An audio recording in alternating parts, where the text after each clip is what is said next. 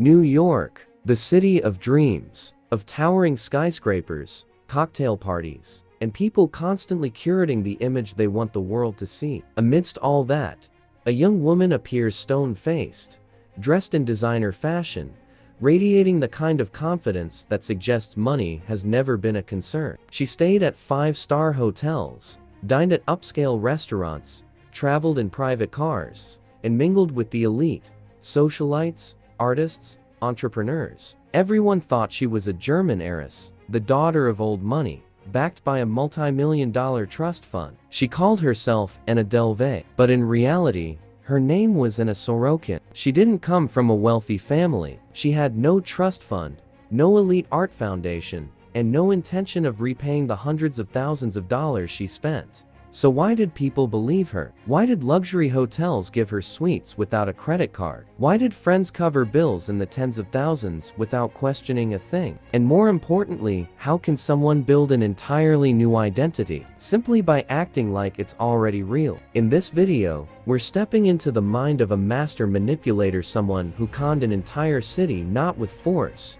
but with pure confidence and a dangerously compelling narrative. This is a psychological journey into nonviolent criminal behavior where truth, image, and social power intertwine and are weaponized. This is the story of Anna Sorokin, or more accurately, the story of Anna Delvey, the perfect liar.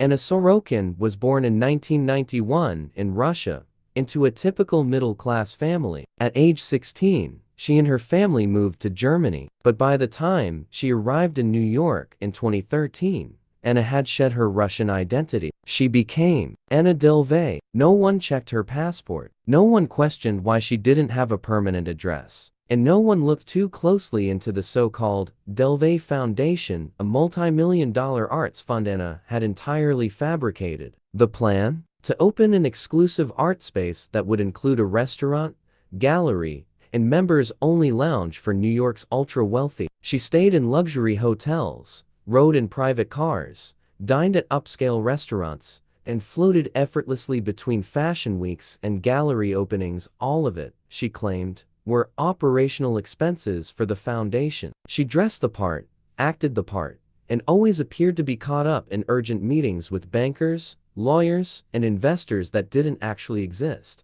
Her confidence was disarming. People believed the image she projected. Hotels gave her rooms with no credit card on file. Friends let her pick restaurants, make the reservations, and then quietly paid the bill when she didn't. At one point, she nearly convinced a bank to loan her $22 million backed by forged financial documents. The peak of her scheme was a lavish trip to Morocco with her friend Rachel Williams, a Vanity Fair photo editor. Throughout the trip, Anna lived like royalty, staying at a high-end riad, indulging in spa treatments, and ordering without ever glancing at the prices. But when it came time to pay, she claimed her card wasn't working. Some technical issue, she just needed a little help. Rachel ended up covering the entire bill, nearly $60,000. After that, Anna went off the grid. She bounced between hotels, getting kicked out repeatedly for unpaid bills. Yet even then, she maintained her composure, carrying herself as if this were just a temporary hiccup, and that a large wire transfer would soon clear everything up. Eventually, after multiple complaints and mounting investigations, Anna was arrested in 2017 in Los Angeles. She was extradited back to New York and charged with grand larceny, bank fraud, and theft of services. At her 2019 trial, Anna didn't really defend her behavior. She simply stated she never claimed to be an heiress. She just let people believe she was. Anna Sorokin was sentenced to 4 to 12 years in prison. And yet, even after her conviction, she signed a deal with Netflix, became the subject of the series Inventing Anna, and gave press interviews with a calm, almost detached attitude, as if this were just another chapter in a novel she had authored herself. But here's the deeper question. Was Anna simply a gifted liar? Or was she someone with a more dangerous personality type, someone who knew exactly how to manipulate others, and felt no remorse while doing it? When people hear about how Anna Sorokin constructed the identity of Anna Delvey, They often label her as nothing more than a professional liar. But from a psychological standpoint, the issue goes beyond deception. It lies in her belief in the very fiction she created, and in her ability to make others believe it too. To sustain a multi-year con worth hundreds of thousands of dollars, it takes more than just intelligence or nerve. It requires a particular psychological makeup often associated with traits found in pathological narcissism, or what clinical psychology defines as Narcissistic Personality Disorder, (NPD). Narcissism isn't just about loving your reflection or craving attention. In psychology, NPD is defined by three core characteristics. First, an unrealistic sense of superiority and uniqueness. Individuals with NPD often believe they belong to a more elite, more brilliant, more deserving class of people. They don't necessarily need accomplishments to back that belief, they just need others to acknowledge it. Anna embodied this perfectly. She didn't just want to live like the ultra-rich, she genuinely believed she deserved to. Even after her arrest, she showed no remorse for deceiving others. What she showed instead was frustration at being misunderstood. Second, a profound lack of empathy. The people Anna manipulated, friends, hotel staff, working-class service providers, were treated as disposable parts of her personal narrative. When Rachel Williams, her friend, confronted her about the $60,000 debt she was forced to cover in Morocco, Anna's response was, "The problem is, you overreacted. Everyone thought I'd pay." That's not an apology. That's a rationalization from someone who can't or won't emotionally register the damage they've caused. Third, a deep need for admiration and recognition. For narcissists, the greatest fear isn't being caught, it's being forgotten. They don't just crave wealth, they crave status. Anna didn't just want money, she wanted the identity that came with it. She wanted to walk into a room and have people turn their heads. Beyond these traits, Anna demonstrated another tool common among psychological manipulators: an acute ability to read others. She could quickly identify who was suggestible,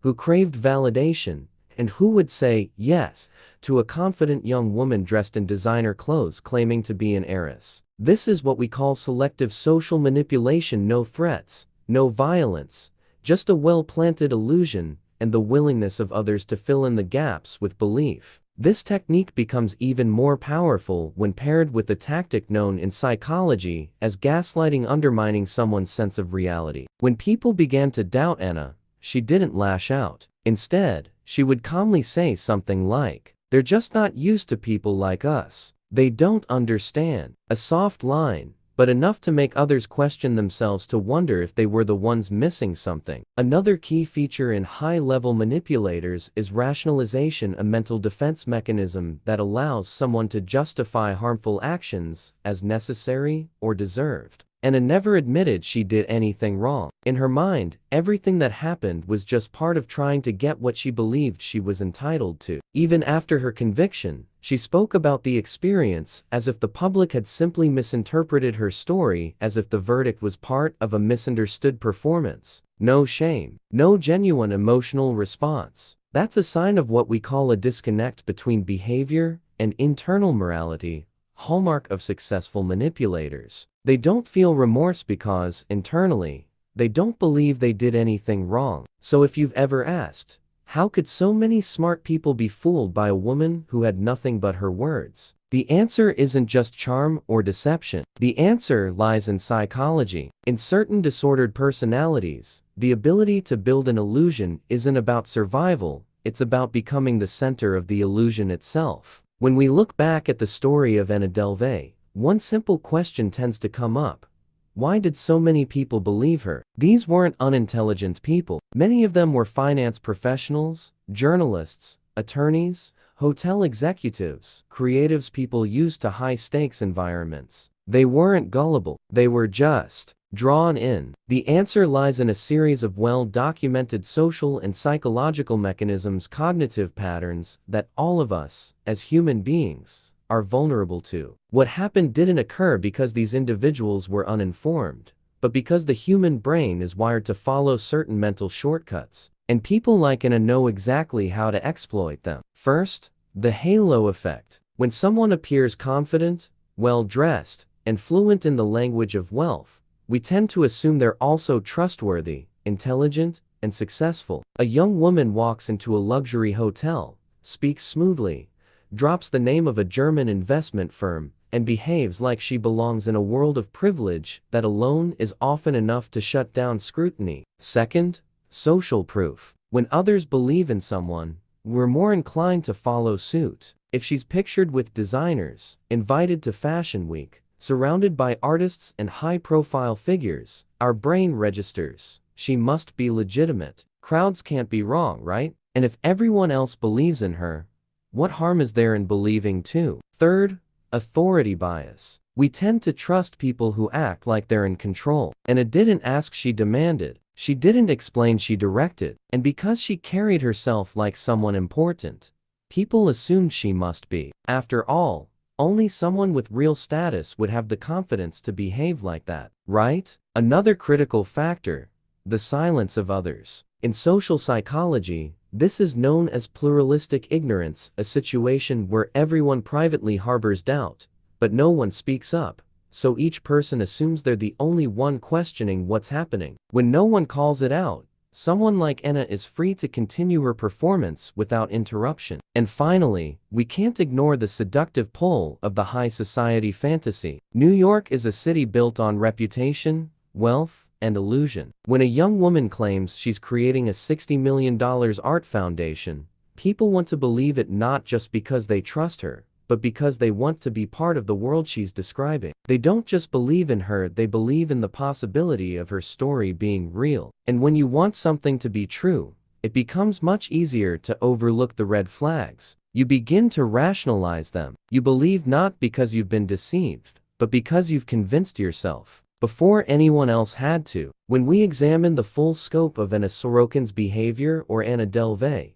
as she insisted on being called, it becomes clear that this wasn't just a clever con. It was a textbook case of calculated social manipulation, carried out by someone displaying traits consistent with a disordered personality, most notably, pathological narcissism. Anna didn't need to make threats. She didn't need highly sophisticated forgeries. What made her effective was her ability to manufacture trust through image, tone, and presence. And in many ways, it was the social environment around her that unknowingly became her accomplice. Criminal psychology pays close attention to cases like Anna's not because she's just another scammer, but because she illustrates how a single individual can bend collective perception through confidence, storytelling, and a carefully applied lack of empathy. When someone lacks empathy, seeks to control how others see them, and is willing to distort reality in service of their ego, we're not simply dealing with a liar. We're dealing with someone capable of manipulating entire groups without ever raising their voice. Anna didn't break the rules by shouting. She broke them by smiling confidently,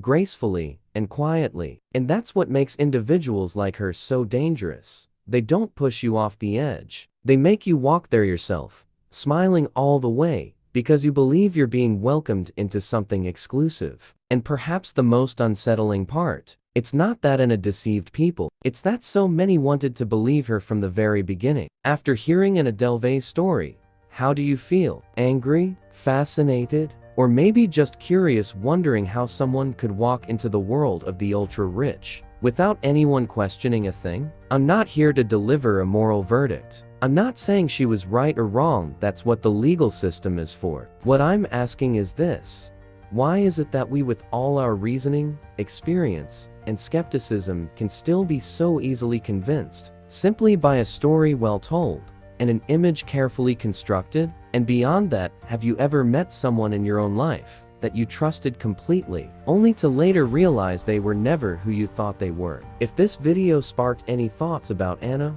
about manipulation, or maybe about something personal you've been through, I'd love to hear from you. Leave a comment below. I read each one with care, and if you find value in this kind of analysis where we don't just tell stories, but take a closer look into the mind and behavior behind them, you can support the channel by subscribing, liking the video, and turning on notifications so you won't miss what's next. There are many more stories I'll be sharing with you, and many more psychological dynamics will explore those quiet, invisible forces that shape our lives every single day.